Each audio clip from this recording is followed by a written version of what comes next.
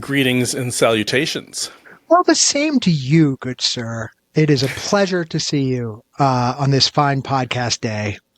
This is a special day, and I have a special intro question for you.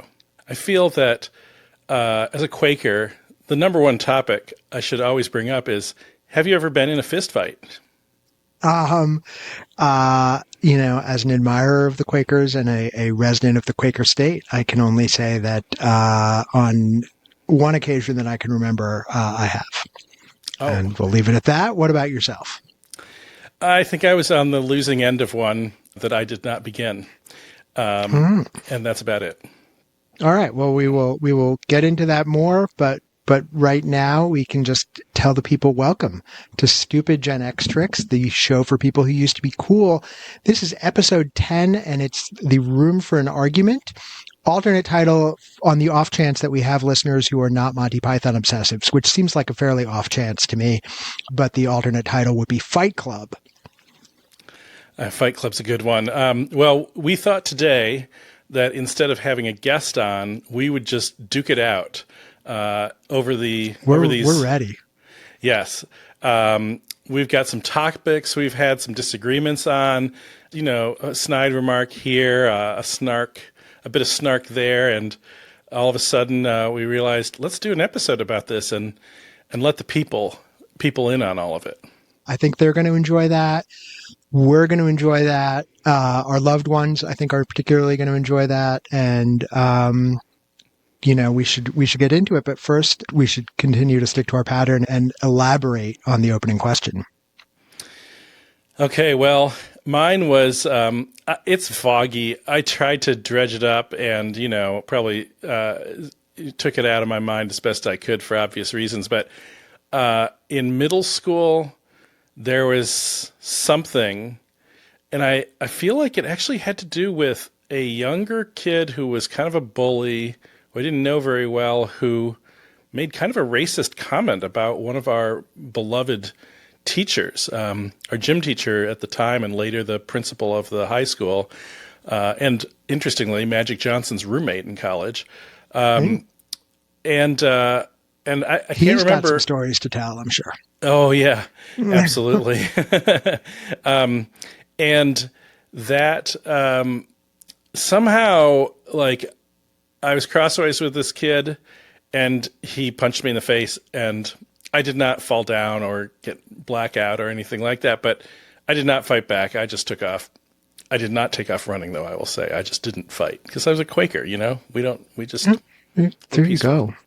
All right. Well, yeah, I wish that I had a more exciting story to top that with, but I really, to the best of my recollection, the one actual fist fight I've been in was lasted probably 7.5 seconds. My freshman year of college, there was a guy on my floor who he and I just rubbed each other the wrong way, and I couldn't tell you. Do you mean in a kind of like amorous kind of way? Is that what you mean? No, in an extremely non-amorous kind of way, Dave. See, I got you off balance already. I'm gonna win. I can't remember what got us into the fight, but I think we each threw one punch at each other, and then somebody broke it up, and that was about the extent of it. But in that same time frame, I did come very close to getting into a fist fight that would have gone very poorly with someone who was on his way to becoming an NFL linebacker at the time. I was in a bar in Hamilton, New York, that was very crowded, and I had a full mason jar of beer in my hand, and somebody jostled me next to the pool table where some of the football players were playing pool, and my beer spilled onto the table. And Greg Manosphere, who I think is now the defensive coordinator somewhere, I can't remember where, he's been in that role with a couple of different teams, looked like he was going to kill me. And fortunately, someone held him back. But so I think both of us are more adept at the verbal sparring than we are at anything else. And yes, we found our rightful places on chairs. Exactly.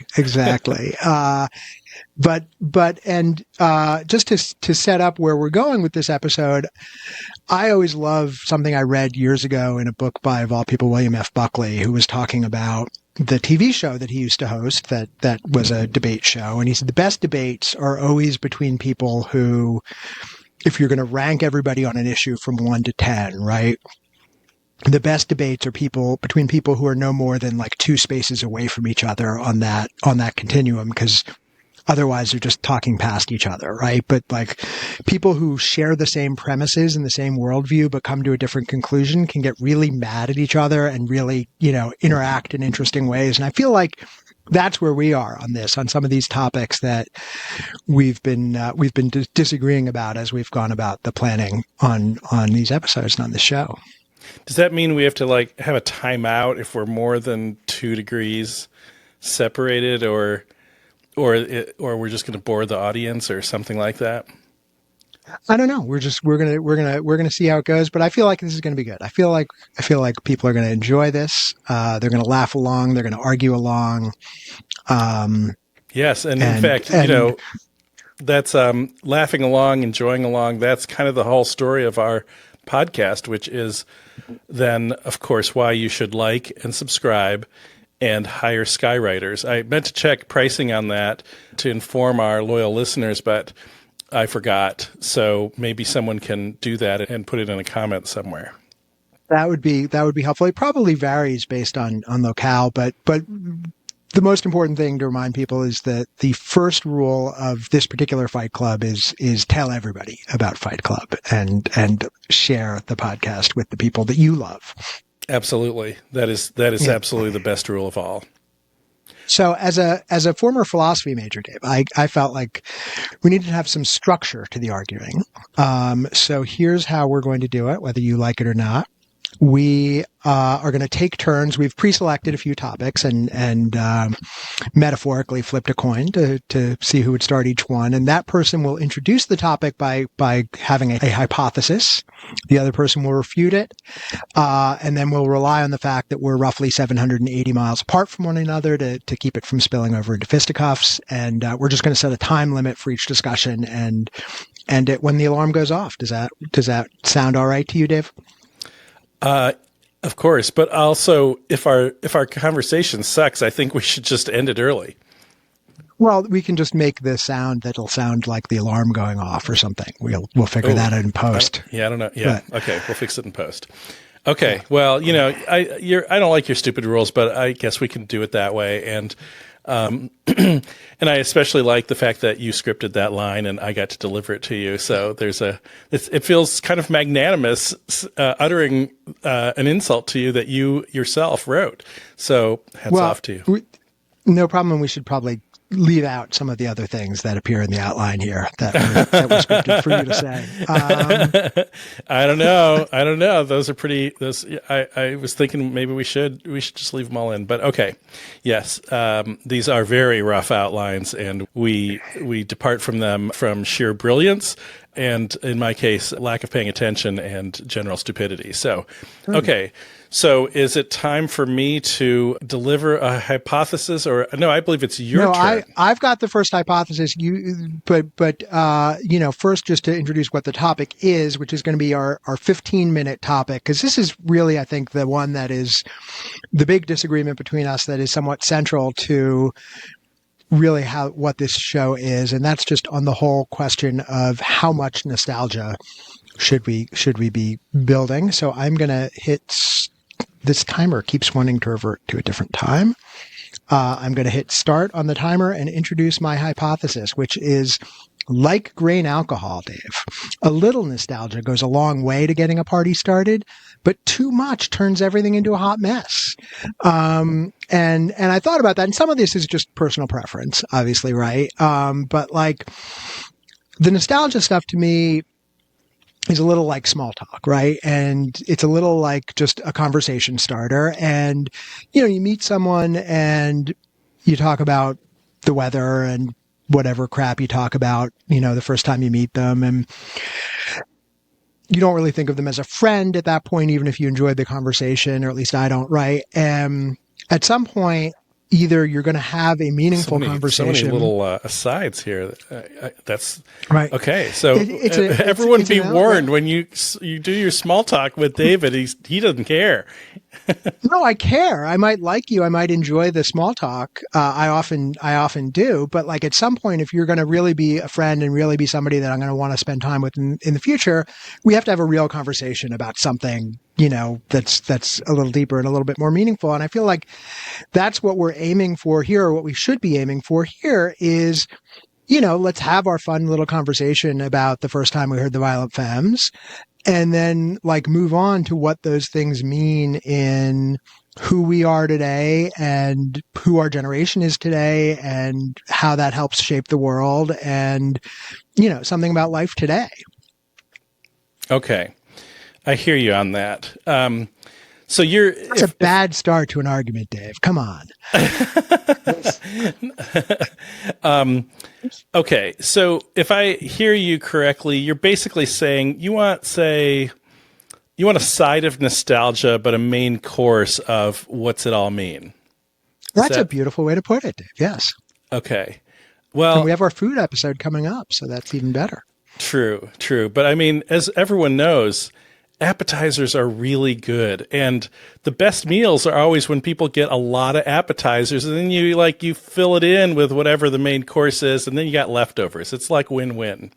So to me, how does tapas fit into that analogy? Well, tapas is a third way to make a Clintonian era political reference, but I would say I don't like Spanish food, so who cares? So right. That's a hot take. Man, I traveled through Spain, and there's way too much mayonnaise in their food. I don't know. I had no idea till I got there, and it was so disgusting. But all right. But anyway, but back on point, and I think like what I'm responding to is some of what I hear from you, and a lot of what I see from like what we've called the Gen Xosphere of right. Some of the people out there on Twitter and on Facebook and whatever, like, who just have these little videos that are out there like, our generation's great because we know how to use a rotary phone. And it's like, yeah, we know how to use a rotary phone. Rotary phones sucked. And the world is better without them. And who cares? Okay. So, I mean, I feel like in all arguments, you can kind of choose your reference points for beatdowns.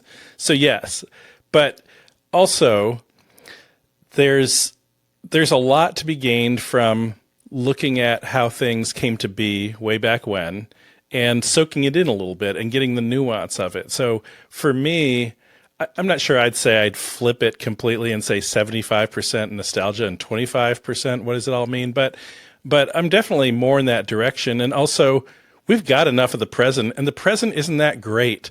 The past is kind of awesome, and in fact, a little underknown by not only like a little forgotten by us and our peers, and for anyone else who tunes in, like my kids or their peers, because I know there's a huge audience of teenagers we're very big among us. Arkansas high schoolers right now. Oh man, I think are very big on this podcast. Yeah, we're number one in that demographic. Absolutely. Yeah, but like I mean, to say blanket like the past is better than the present is crazy. There are a lot of things about the world we live in now that are better, and there are a lot of things that are just different and that are now. And I think my big reaction is against the whole like Gen X culture ended when, whatever, pick your date, when Kurt Cobain died, or the Iraq War started or whatever you want to, Gen X culture is like what our generation is doing and living and seeing and making today, right? And like there are Gen X grandparents out there. Thank God neither of us is one of them, but like, there are people, there are people, in our age cohort who are checking out nursing homes for themselves even. Well, actually probably not for themselves yet, but sooner or later it's coming. And we should be exploring like how our generation approaches being where we are in the world now versus just like, weren't things great when we were 22? It's not either or though. And I will just tell you that I did extensive research. I went to the Library of Congress, and I went to all these archives, and also I consulted ChatGPT, and then I found some definitive surveys, research on this, and the most prominent study from 2006 by Dr. Konstantin Sedkides, a professor of social and personal psychology at the University of Southampton, found that... but you're going to listen to some British guy has to say about this? The Brits, there's so many... I mean, he's clearly got some Greek roots there. That is not a... that is not a... I didn't hear anyone by that name on Downton Abbey, did you? If there was, they weren't treated well. Yes, exactly. So the title of the paper was Nostalgia, Conceptual Issues and Existential Functions. And it found that nostalgia as a complex emotion that contributes to psychological resilience and well-being. And it increases positive affect, boosts self-esteem, enhances perceptions of social support, and strengthens feelings of meaning in life. So, I mean, who's going to argue with any of that? Are you? So my well-considered take on that serious academic research is it sounds like a load of horse crap. And I mean, look, yeah, I like talking about the old days, right? Like that's part of this show. It's part of the fun of this show. It's part of the fun of conversations that you and I have off air, to use a very dated term. But like, I just worry about turning into guys who are going to sit around and say like, wasn't the world great back when cars all had big tail fins and you could use whatever ethnic slurs you wanted to use, right? Like we should be more than that. Well, but we are more than that. And there's so much to mine from the past and overexposure of the present. We can reflect on the present and have some thoughtful conversations, as we have in this show, without getting too caught up in all of it. There's certainly no lack of attention on everything going on right now. Yeah, and I'm not by any means suggesting we should be like sitting here and pulling out the New York Times and saying, okay, let's talk about this article and let's talk about that article. I don't want to be that show. And I don't think you want to be that show. And I don't think our listeners want us to be that show. But maybe our listeners do want us to be that show, in which case, fuck them. But hey, listeners. Yeah. But yeah, I think we actually have a pretty good balance right now. What do you think our balance is right now? What, like, is it 50-50, 25-75, something else? I think it is. I think, and maybe it's just because these are the parts that I think about more and care about more, that it's pretty close to that, to like a third nostalgia, 2/3 not nostalgia. But maybe I'm wrong about that. I don't know. I mean, I feel like it's... We could ask ChatGPT that question and it could figure it out for us, and it could never have done that in 1990. Yes, and it would be wrong. And if we'd done it manually like we had in 1990, we would be correct. So, yes, we can have a definitive incorrect answer very quickly, as opposed to a well-thought-out, well-researched, and double-checked answer that we did ourselves. So, what's that? That is a false nostalgia that assumes that research that I did in 1990 would have come out correctly. I think that's that is a major categorical error right there. I feel like we may have exhausted this topic a little bit, even though we haven't gotten to we've got 4 minutes and 27 seconds left, according to this device here. But I think we could probably move on. I think our listeners would forgive us not spending 4 more minutes on this topic. I think so. Wait, do we have do we declare, maybe we should declare a conclusion, or are we going to leave them all unresolved? Oh, we could argue over the conclusion. No, I think we're leaving unresolved, right? I think that's much more satisfying than like cobbling together a compromise answer. Yeah, I suppose, but I think we should invite the listeners to weigh in on this. I'm like with this in all our topics. I would love to hear from people what they think on that split between nostalgia and present day analysis. And I'm not sure. I don't know if we are. Yeah, we probably are a third, 2/3. But I would. You said a third. No, wait. Did you say a third analysis and 2/3 nostalgia, or vice versa? No, I think I said vice versa, but I allowed that might be a misestimation. I vote for more nostalgia than present analysis, but I would not vote for elimination of present day analysis, which I think the people might mistake my argument for. All right. Well, thank you for that, and the analysts in the audience particularly support that. I think we should just move right on ahead to topic 2, which is actually kind of related, I think, to topic 1, and it's another one about the show itself, and of course, it is about your cockamamie idea for doing a show episode based on our both having started our working lives delivering newspapers. So let's hear your hypothesis. Okay, David. Paper routes were an iconic feature of Gen X youth, and to be fair, previous generations as well. But it was the last time it was such for an entire generation. And I had a paper route. I had multiple paper routes. I was a fairly terrible paper boy, and you had one that I gather you did not find to be an especially significant feature of your youth. But I think there is so much to. I will indulge you in a little nostalgia, though, and I have to ask the question of what made you a bad paper boy. Like, did you just not deliver the newspaper, or did you like deliver it to the wrong houses, or like how do you do that badly? I'm a little embarrassed as an adult to fess up in a public forum to all my. I think the statute of limitations has passed. Yeah. Well, okay. So I would say if I was your paper boy, you got the paper every day. It probably came late sometimes. Sometimes it might not have made it all the way to your porch and could have gotten wet somewhere in a bush.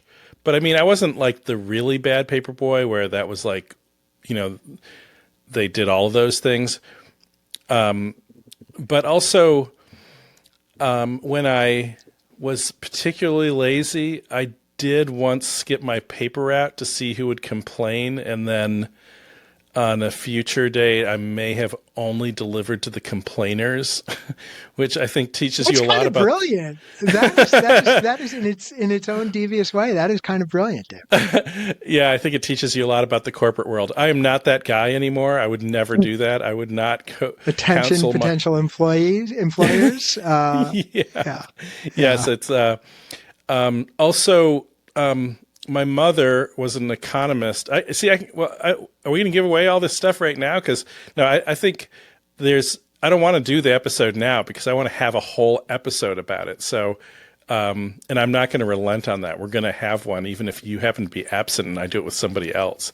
So, I know how to upload seems like these a variation, things, David. which seems like a variation on your newspaper delivery strategy somewhat. But yeah, look, Wait! You went on an aside. I got to finish the argument for paper routes. Also, entrepreneurialism. This was that was the introduction to entrepreneurialism for generations of kids, and not just boys. I might add. I mean, a paper boy is the term of art, but. My friend Shannon Jacobs was I feel a far better paper girl than I was paper boy, and there are plenty of other girls who delivered papers. So entrepreneurialism. Also, it's the obvious other side of it is that was an era where newspapers were still the dominant form of media, along with television, and so. For the sake of doing an episode, it also allows us to get into that topic of the decline of journalism. And then just to go straight into my slam dunk on why we have to have this episode, my old friend and co-star of a CBS piece that aired recently, Kevin Nazemi, was himself. If people have not seen that piece, they should watch it and be prepared to tear up a little bit, because it really was just a beautiful, touching story. Yes, it was. Thank you. And Kevin is the reason it's so touching, because of the beautiful things that he did, but also his incredible story. And he, I learned in a recent conversation after that show aired, he was a paperboy when he was a kid, and he's got great stories. So I'm thinking we need to have on Kevin for sure, maybe some other paperboys and girls who might notify us in the comments or via whatever source of contact you have with us, that you are volunteering to be a subject on our Paperboys episode. So which we'll be doing like what, next week? Next week? So I will say, and here we're like agreeing a little bit too much again. I think that actually an episode on the role of newspapers, and not just journalism specifically, but like the change in what the newspaper was and now what other media are, right? Because the newspaper was so much more than just the news. It was the movie listings and the job listings and the comics and sports and everything else, right? But sitting around talking about delivering newspapers just sounds like watching paint dry. Nope. So okay. I will say I'd be willing to actually delivering newspapers was a lot like watching paint dry. And having to lived in a boring neighborhood. Well, there's so much to it. There's so much to it.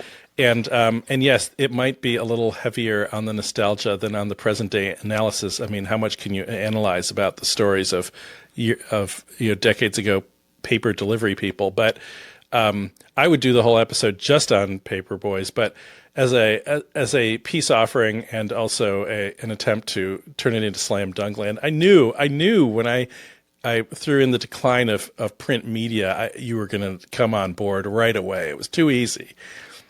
I was like chum in the water, but but let's keep arguing over just a Paperboys episode.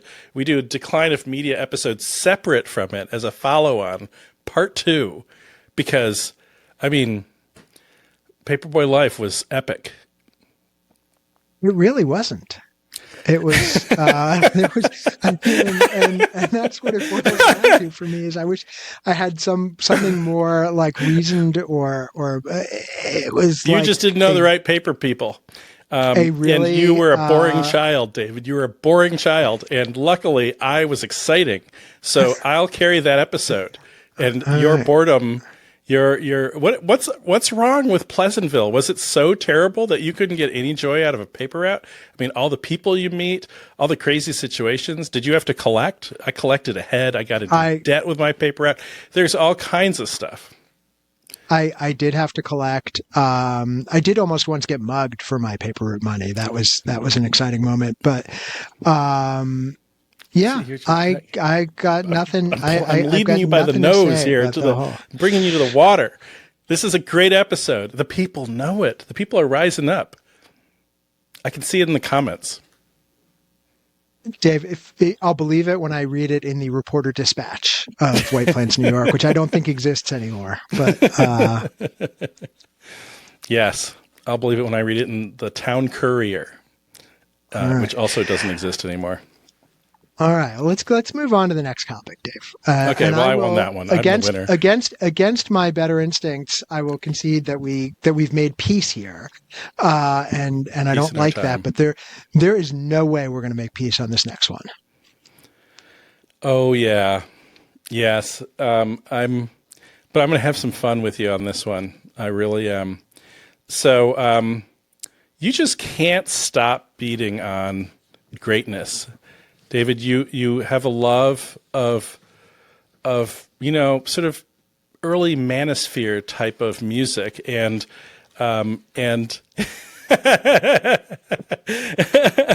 you get like if it doesn't have that Bruce style like toxic masculinity, then you just can't get into it, and so you of course hate Duran Duran. What is wrong with you?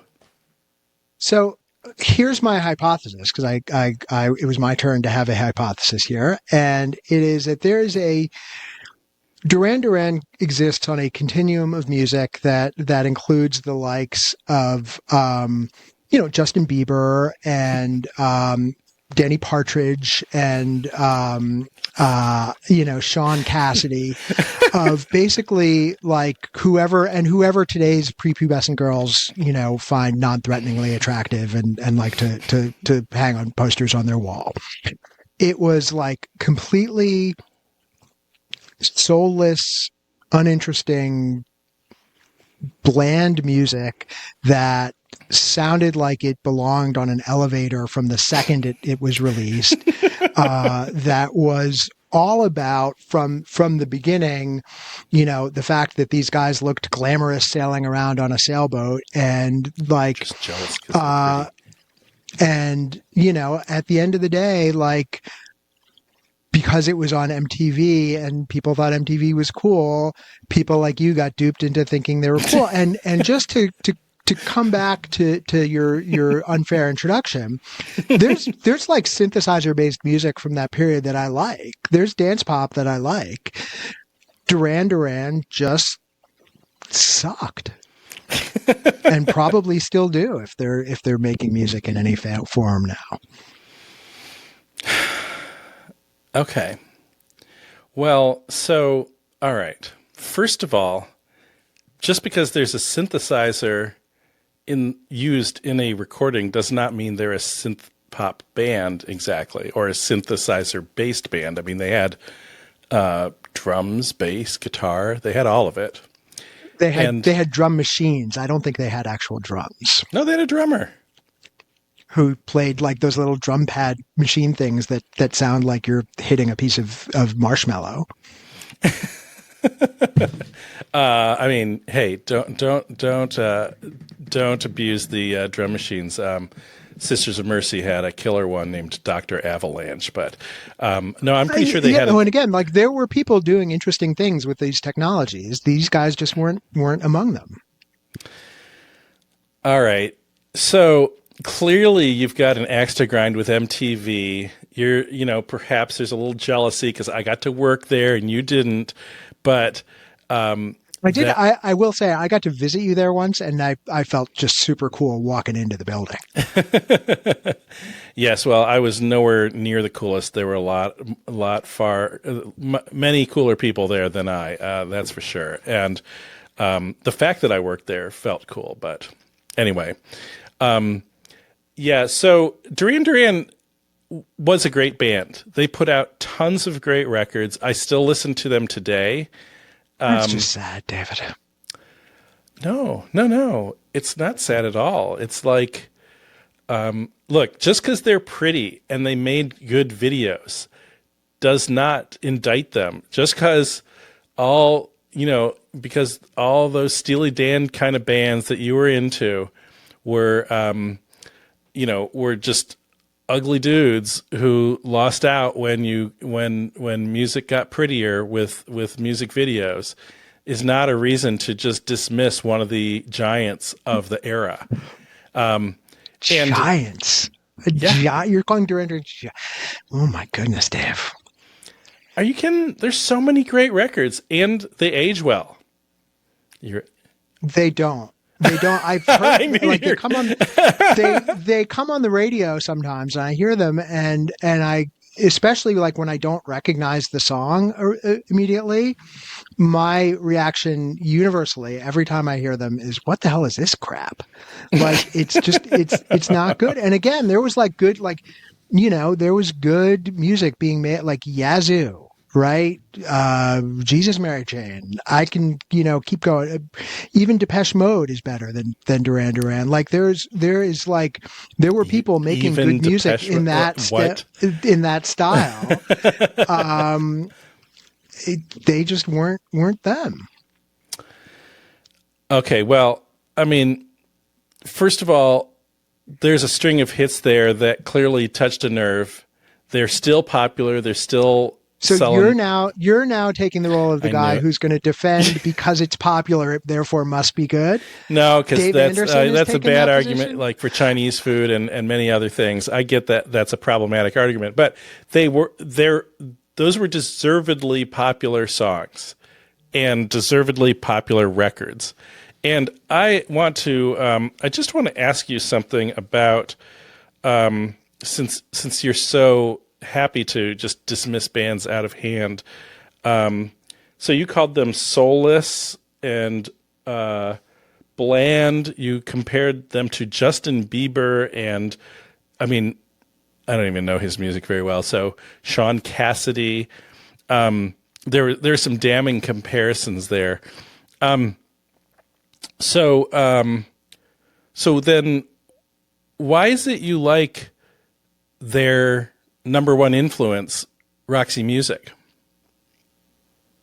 I don't know that I love Roxy Music. I think that I don't know their music that well, but they had a couple songs that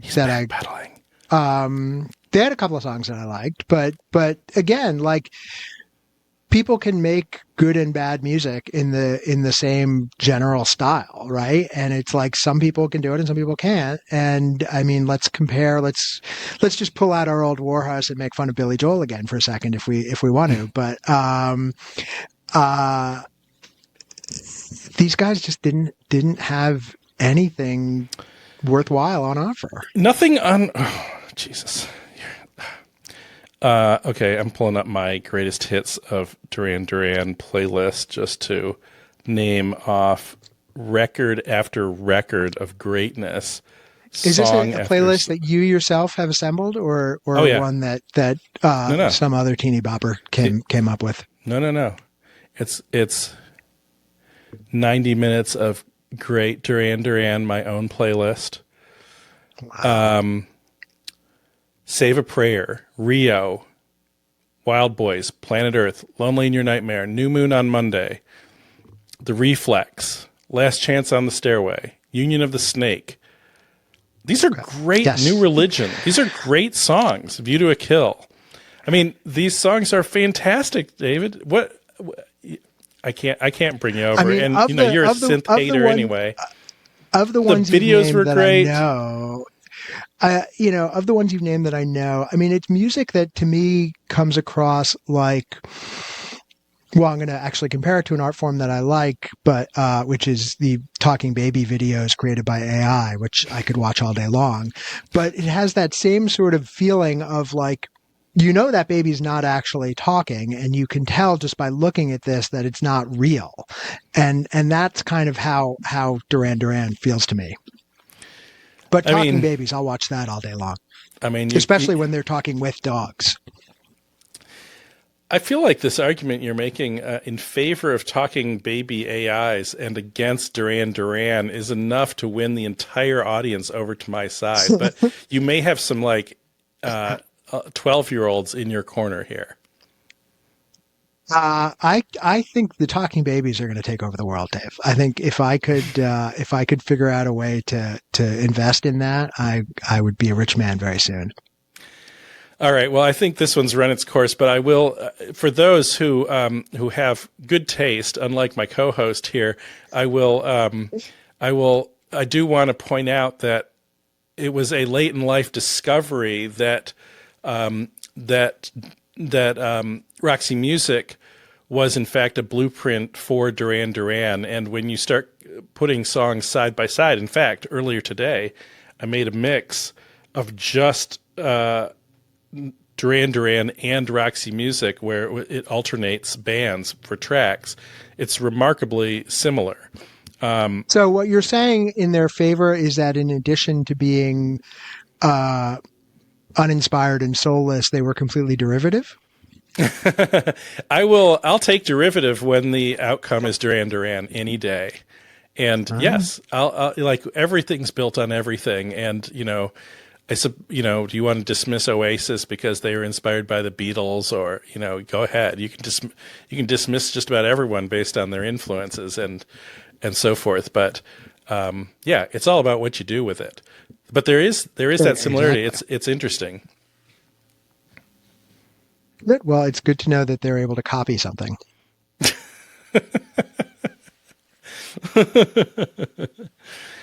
I'm going to make a Duran Duran song your ringtone on my phone. Yes.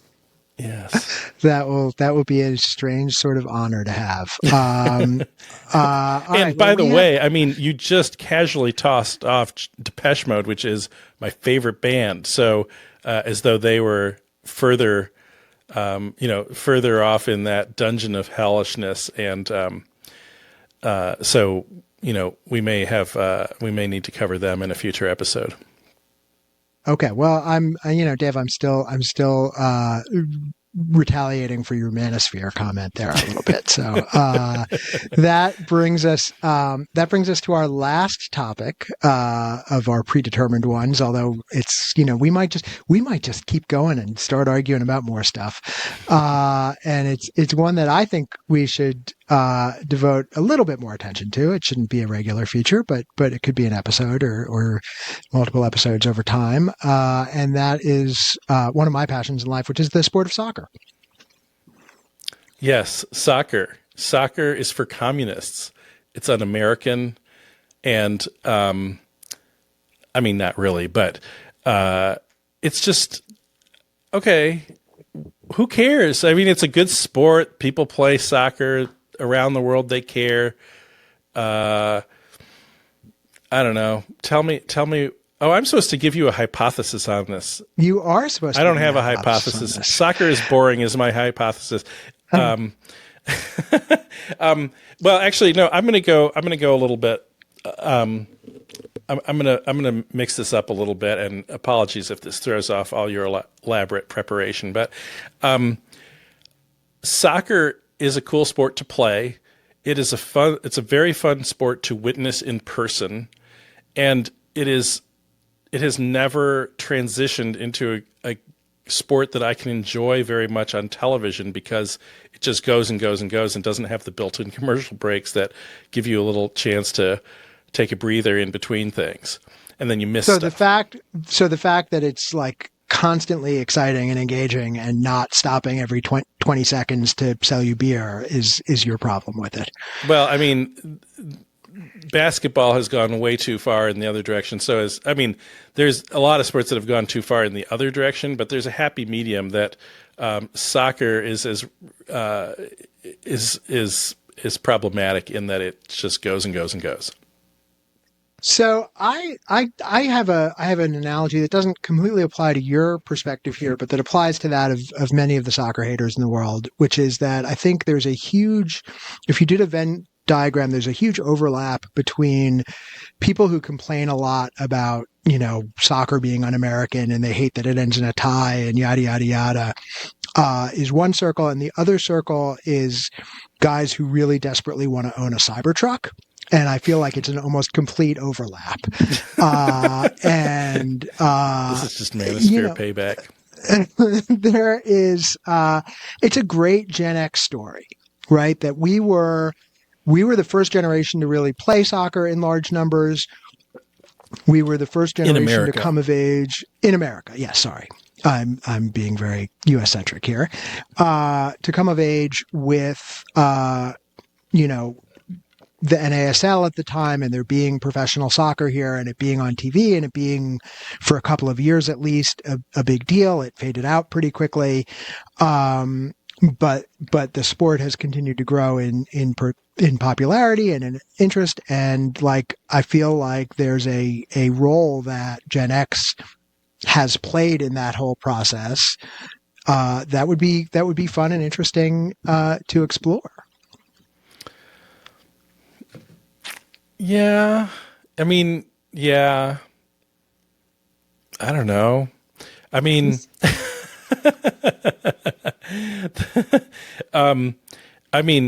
Pele in the 70s was a fascinating character.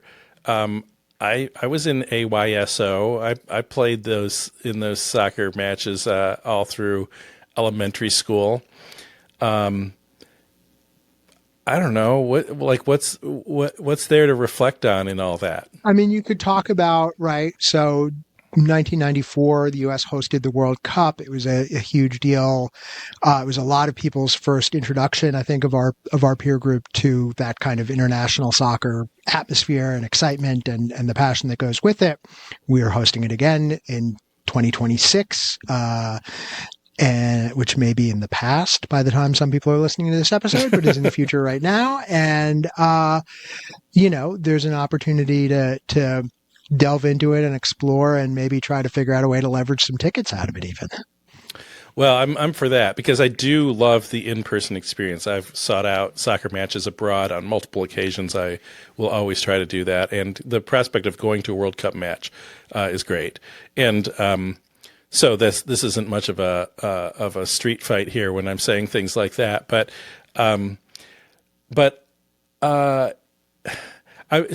my another current annoyance around soccer is that I have a podcast that I listen to that is called Couch in the Rube. It's a Michigan State sports podcast with a sports writer there and his co-host, and he loves soccer the way you love soccer. Also, he likes to bet, which, I don't know, journalists who talk about their betting, I don't know.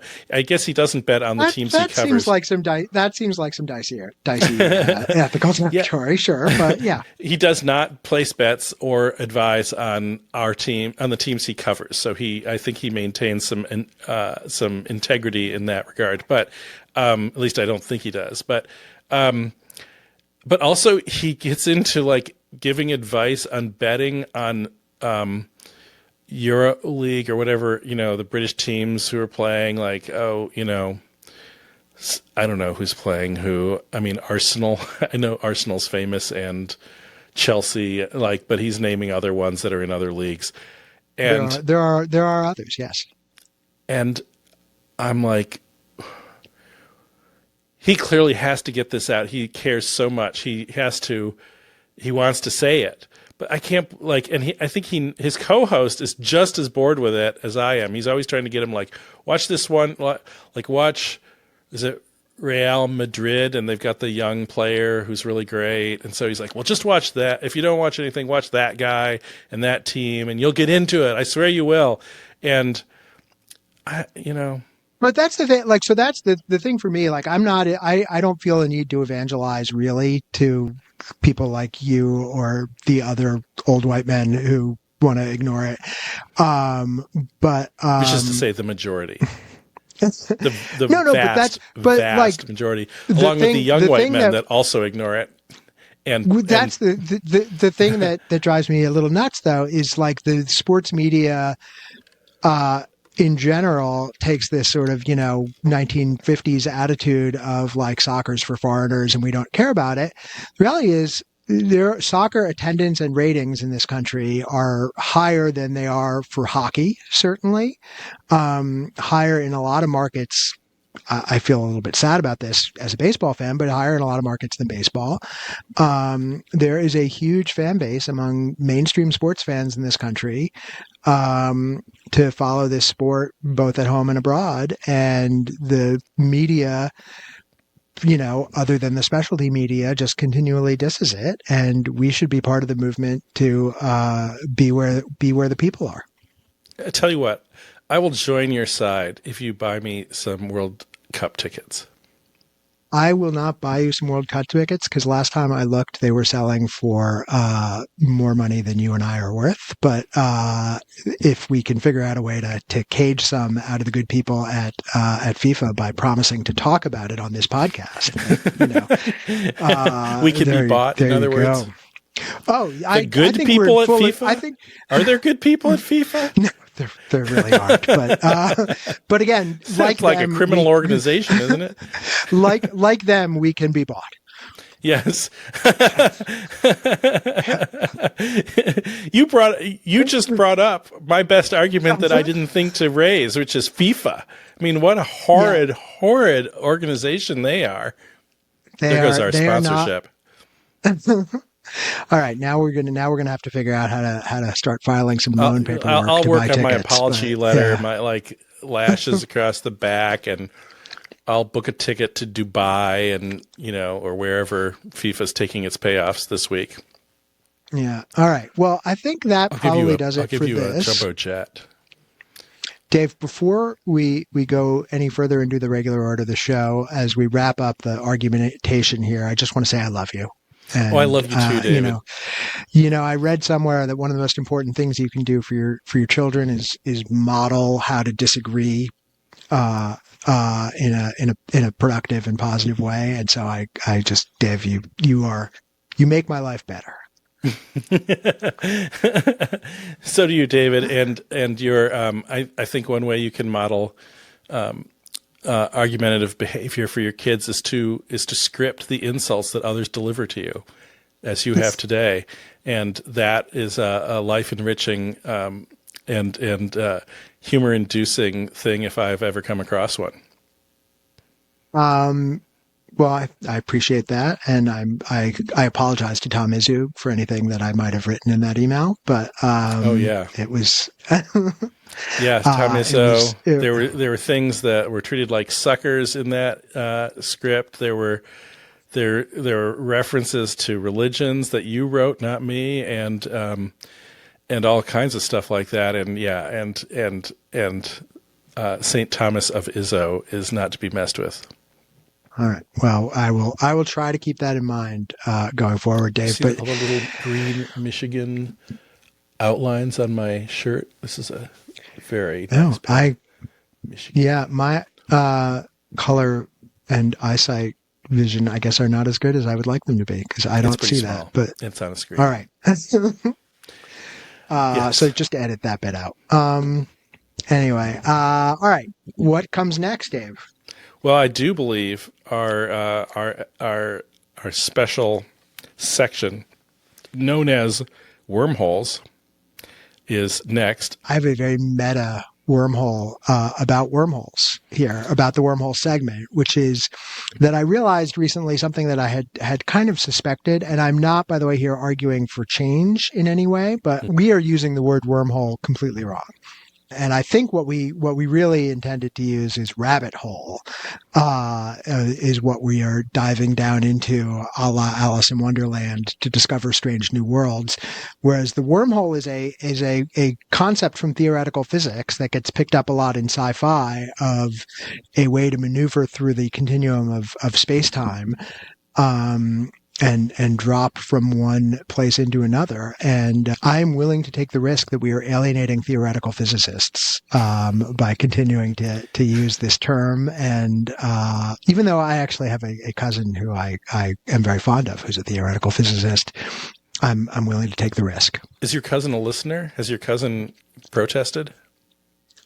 He has not protested. I doubt very much that he's a listener. He is a man in his 80s, so probably. I think you should make him listen, and I think you should get video of him listening to that section live for the first time, and we can put it on air.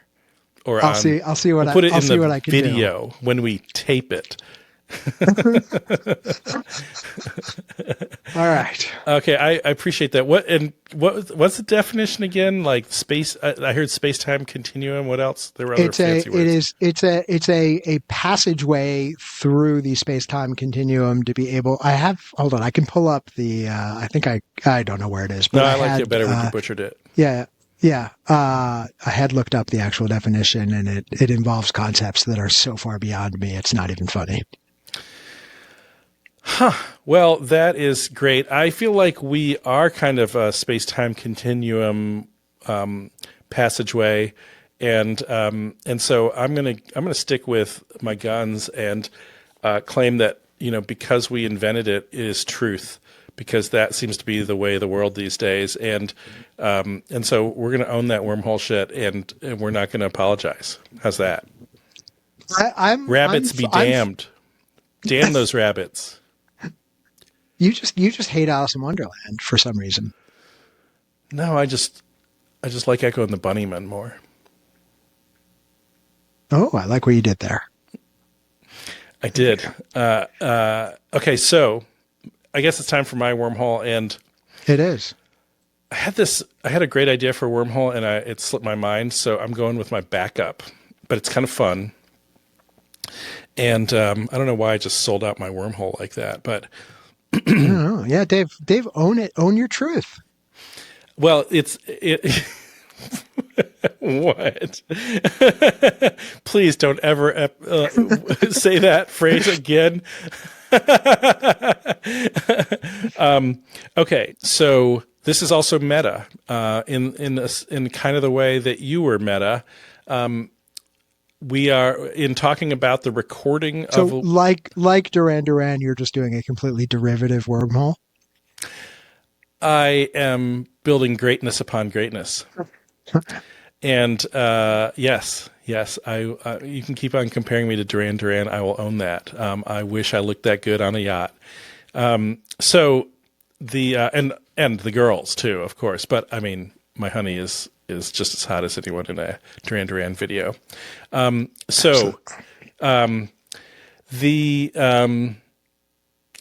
We gave some inspiration to musicians involved in our wormhole theme. We have not gotten it yet, but it was part of. You had some inspiration, but the one that came to my mind was this this punk song that someone had played in high school that I just thought was hilarious, and I thought it was good. I had never heard it before. It's great. It's a great song. It is. It has probably 200 to 300 listens on Spotify, and it was recorded in the mid '80s or something. It's not a lot, but I wasn't ever into punk really. Like I just never was into any punk bands in any significant way. Probably the closest I ever got was a Violent Femmes, which isn't really that punk. So, or the Dead Milkmen. So. But there was a kid in high school, and I can't remember which kid, who played this crazy song for me that I thought was hilarious.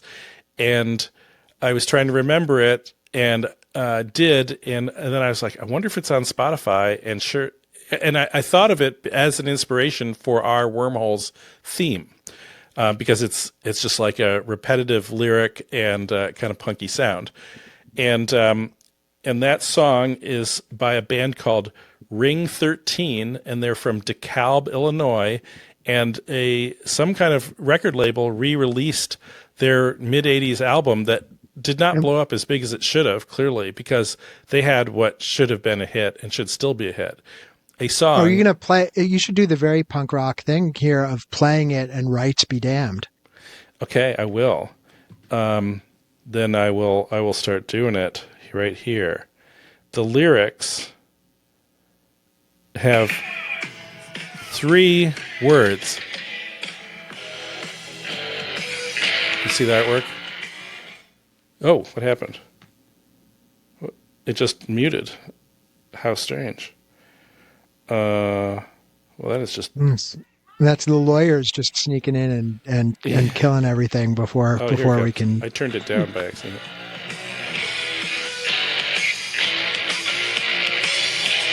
Can't hear it. Cannot hear it at all. You don't hear it? Nope. Oh. So I was just like bopping along and you couldn't hear a thing? You looked like the song is great, though. It is great. The lyrics are... Oh, it is. You sent it to me. It is great. It is awesome. And share with the people now what the lyrics are. This song has 3 words in it, repeated over and over. Paint my dick. That's it. Paint My Dick by Ring 13 from DeKalb, Illinois, home of Cindy Crawford, who I later met, and my college classmate who was a great music guy named Josh, who I'm going to message and see if he knew these guys, because they must have been contemporaries of his. So yes, all right. Paint My Dick is an inspiration for our Wormholes theme, but I don't know what it'll actually sound like because we're not recording it. There you go. All right. I think that brings us almost to the end, Dave, of this meandering and highly entertaining episode. It falls to me now to tell people about our next episode, which will be back in the traditional guest format. We are going to be talking about Gen X and food with a guy who has written a lot about both of those topics. Jeff Gordonier, author of numerous books, including X Saves the World, but also some really, really great food writing for places like Esquire and the New York Times and Vanity Fair and the like. So it's going to be a fun conversation. That's impressive. What a cool get, and looking forward to it. And of course, the best way to know about these things and to tune in is to like, subscribe, share with friends, and do all the good things that bring you goodness in life. And as advertised in recent episodes, that if you do in fact do these things with Super Gen X tricks, you will avoid bird droppings. They will leave you alone forever. David is guaranteeing that legally. He's talked to our council and I think also perhaps CBS News leadership and so forth, and they all have confirmed that if you like and subscribe, you will avoid bird poopery. And by the way, if you don't avoid bird poopery and you happen to live in the greater Pittsburgh region, I know where you can get that cleaned off your car for a very reasonable price. So thank you, Dave. This has been a lot of fun. There are things that have been said here that will never be forgiven, but that's okay. I continue to value your friendship, and we'll talk to you soon. Well, thank you, sir. I don't see any black eyes. I think we've survived our first Fight Club, but maybe we need to have some other ones. All right. But I'll see you on the newspaper delivery boy episode. All right. Talk to you soon. Good night and good luck. Bye-bye.